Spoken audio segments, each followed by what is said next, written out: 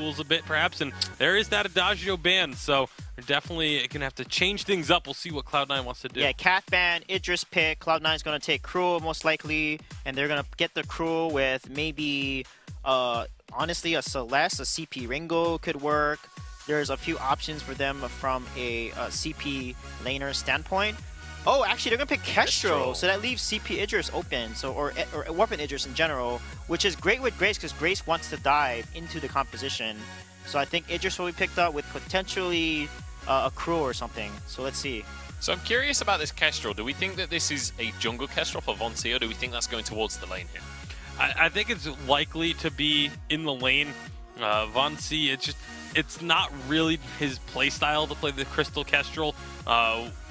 You know he is a phenomenal Kestrel player, but if he's going to take the Kestrel, it's typically done in the weapon style, so he can be super aggressive with it and try and go and constantly steal camps away. You can still do that with the Crystal Kestrel, but once you roll around to the late game, you have to play a lot more defensive and just try and set up those active camo traps. So I would anticipate that going into the lane for Best Chuck, and I assume Cloud9 will as well. Well, we'll see how they're going to react to that one. Glaive is going to be the pick. Ooh, Historically Glaive. very good into Kestrel. Yeah, but Baptiste counters Glaive because the Ordain can cancel a lot of afterburns like we've seen in other games in EU and NA. So with Glaive being picked here, it's going to be a weapon Glaive for sure. And then now they can go with Koshka or something really, really aggressive. And even potentially Taka, but I doubt it. But I think Koshka looks like a really good pick here, or Samuel would be the picks, I feel.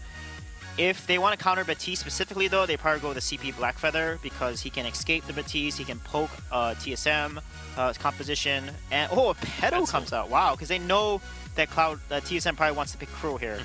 But Crow isn't good into Grace, so it just doesn't matter. Like, don't play Crow into Grace, period.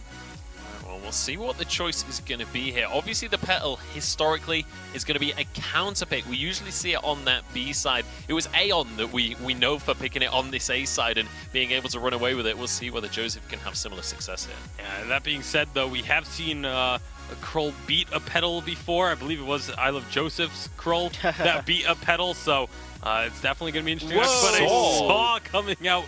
Our second Saw today. And, this is interesting draft. It's Very got to be a interesting. CP Saw because Weapon would be get destroyed by Grace and Glaive here. So it's going to be a CP Saw. I got to be honest, guys. I'm a little bit perplexed on this one. Like, So what does this CP Saw offer to the team? here's why. CP Saw was a counter to Fortress back then. He is anti-dive. You cannot dive a CP Saw that's spun up with Broken Myth, Shatterglass. He does missing % health damage from his cannon ultimate, and he has a Shank, so he can delete someone instantly, and Grace's Divine Infection won't do anything because he has 2 missing health abilities. So that's why. And Kestrel is so much burst, and you have a counter dive, which is the Fearsome Shade as well. Okay, so this is the come at me, bro, kind of composition where they're just going to sit there and wait for Cloud9 to jump into them. I mean, do you think Cloud9 are going to be able to deal with this? They should be able to, because while, yes, you can have a lot of effect with the Saw trying to counter and engage, if Grace, just as soon as the Suppressive Fire comes out, jumps in with a Benediction and immediately drops a Holy Nova, that's almost a guaranteed stun. All right, well, we'll see whether they can get that off and shut down this CP Saw. If it is indeed a CP Saw, we'll have to find out. It's time to jump into game number 2 here. Hashtag Vainglory on Twitter to let us know who you want to take this series. But TSM are against the ropes right here. It could be Cloud9 as seed number 1 if they can't shut down this Saw. Let's get onto the fold. Scoundrel, when you see a Baptiste, Kestrel, and Saw locked in, there's multiple combinations that those heroes can play, but I bet you didn't guess that it's going to be Von C on the Saw, Flash X on the Baptiste, and Best Chuck on that Kestrel.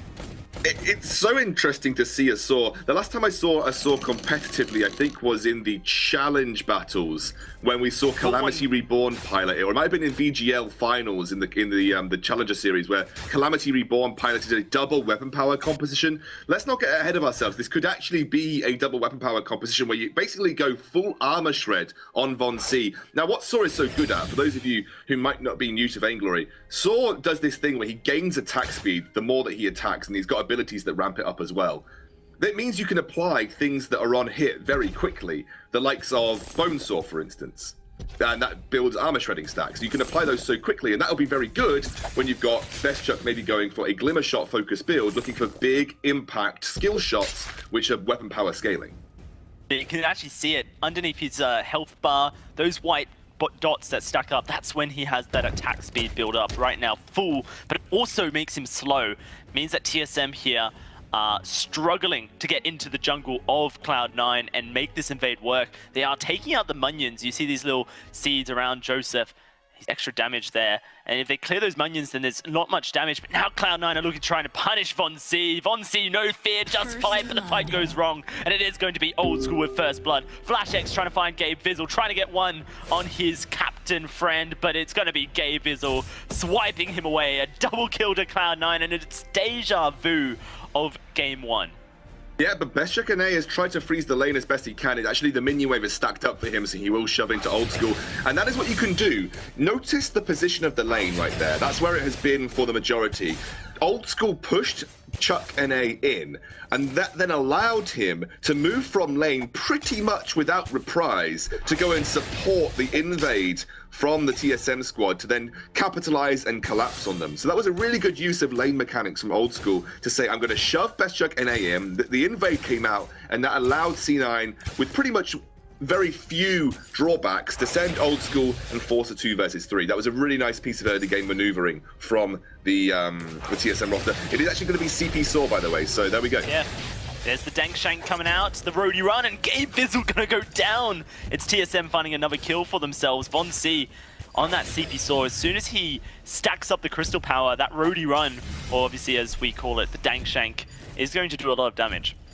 So the double weapon blade here from Saw was just specifically to help him clear the jungle early, because the problem with CP Saw is obviously it's so slow and your abilities are on quite long cooldowns that clearing the jungle camps early on can be quite rigorous and time consuming if you don't have any weapon power behind you. So Vainglory's gone for the double weapon blade to allow him to be a little bit better early, to just alleviate his early jungle so he doesn't get dominated by Joseph, and then he's going to go towards the Crystal Power to bring him that burst to the table.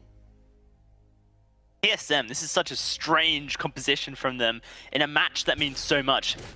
This match, they lose it to Cloud9 here at Scoundrel. It puts TSM in 2nd seed.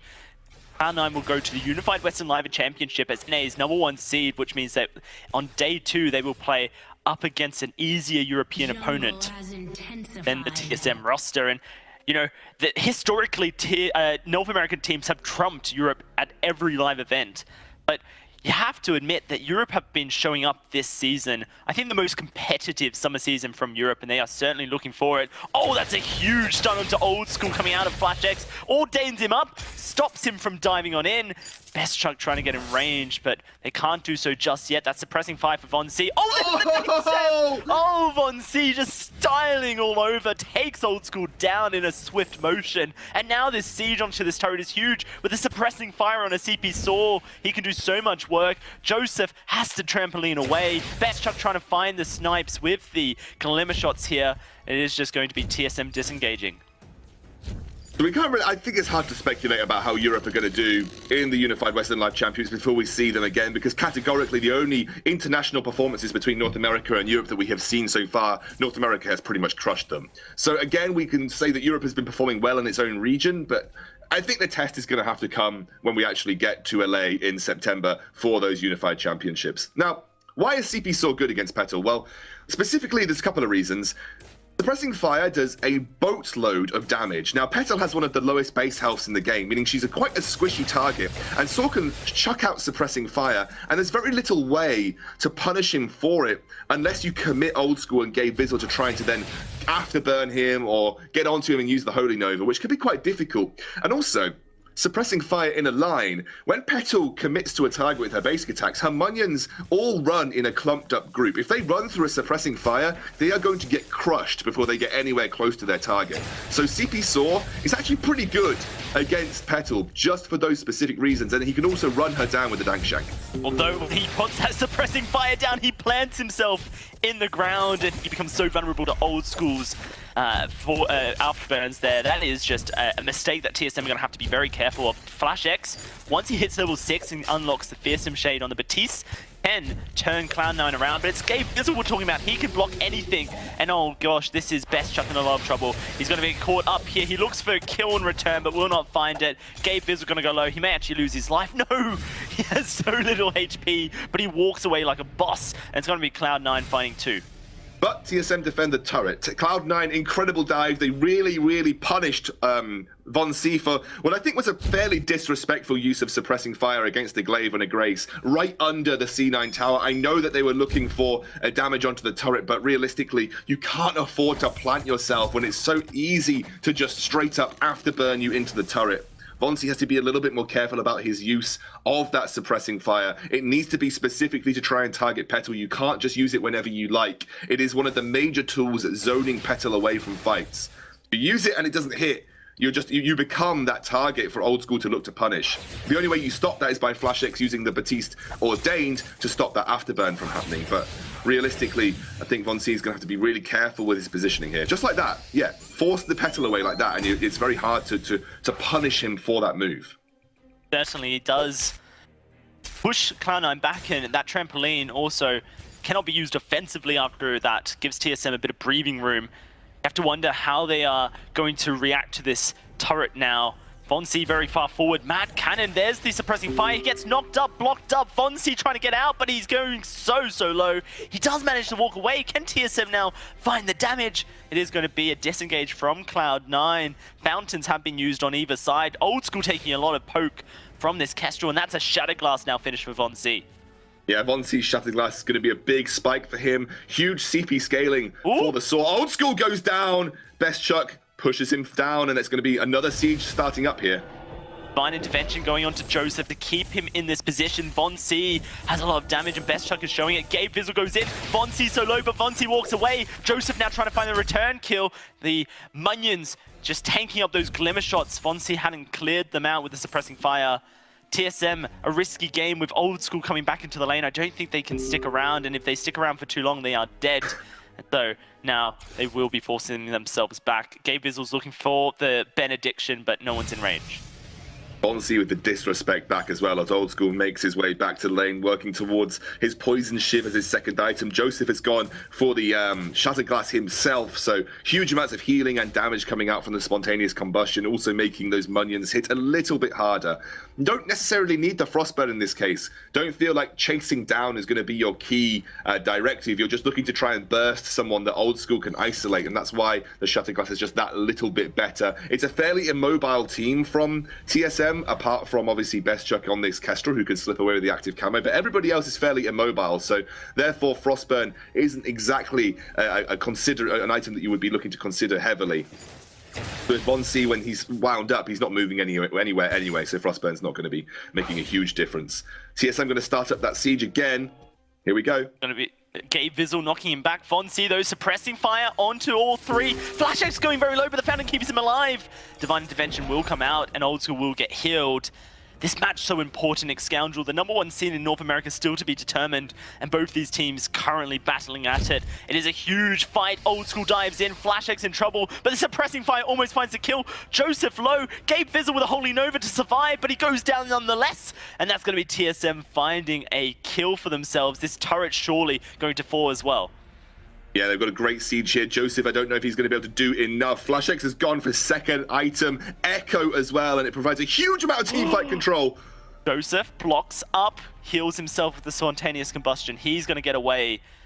Wow. Echo second item on Baptiste. What does this mean, Scoundrel? Basically just means he's looking to replicate his ultimate after he's used it. 2 Fearsome Shades, and Fearsome Shades fear the team away from that source of fear, which is always going to be the Baptiste himself.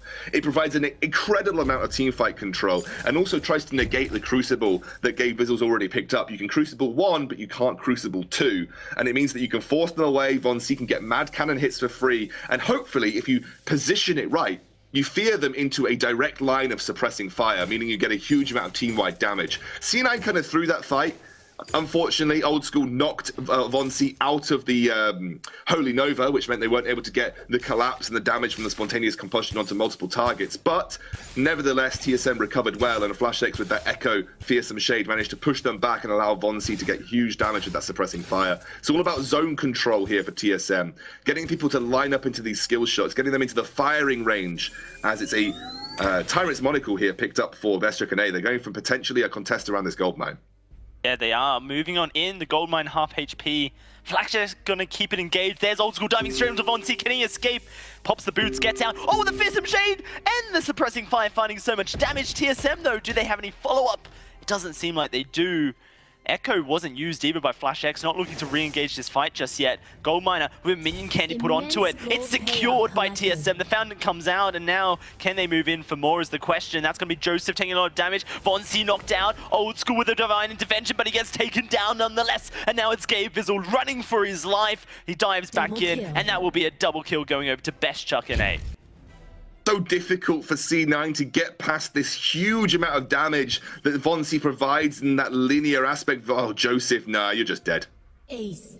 Ace for TSM. What a mistake coming out of Cloud9, and what an incredible play by TSM. Not often you see CP Saw come into the meta, and not often do you see CP Saw winning either. TSM really just showing that they have lots of tricks up their sleeve. Well, Petal had been creeping back into the meta. People have been picking her up in specific scenarios.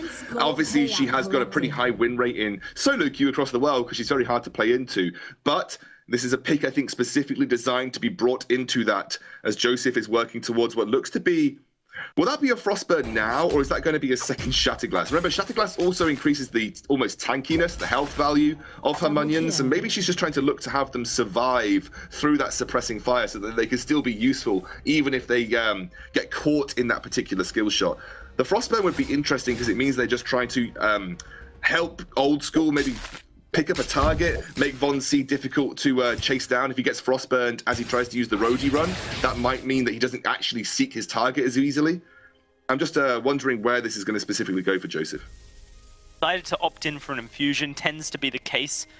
The option of finishing a tier 3 item or getting an infusion in an impactful state of the game, many players will go for the infusion. It gives you cooldown reduction when it's CP, also extra crystal power as well, extra damage there. Now it is going to be TSM moving back into the lane, looking for a fight. That is a defensive move by Cloud9. They are clearly not ready to fight.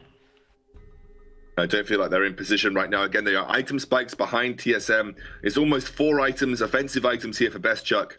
Very little damage output, you feel. Oh, whoa, this is an engage. Old School gets stunned up, but that's a Fearsome Shade blocked though.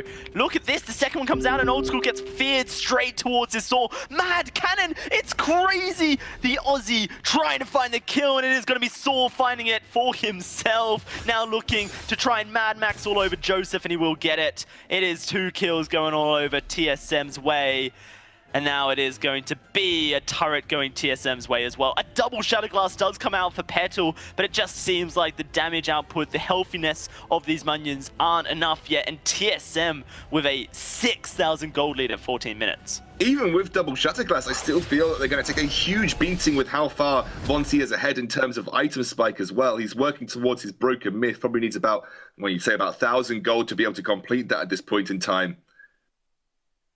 But Joseph, maybe just strictly looking for burst damage as well. Looking specifically to just try and blow someone up. There isn't that much shielding. In fact, next to no shielding coming out for Vonsi, Best Chuck, and Flashx only got that bit from his Fountain. So realistically, they're probably looking to just execute and blow up Vonsi and have the minions survive the suppressing fire to be able to actually get to their target. So that's maybe what C9 are looking for with this specific build from Joseph, because Broken Myth might have been good, but it's a longer team fight where if the minions don't survive, Petal's damage is done. So she needs her minions to survive regardless, and this is probably the best way to have them do so. Ooh, Vonsi's been knocked out of position. Can they get the kills? The question. He's going to move back. There's spread fire. It blows up Joseph, and Best Chuck gets the kill credit. He runs away. He blocks up the Holy Nova. This is just TSM styling on Cloud9 right now. Flash X going to ordain old school. Vonsi's ready for the kill. There's the mad cannon.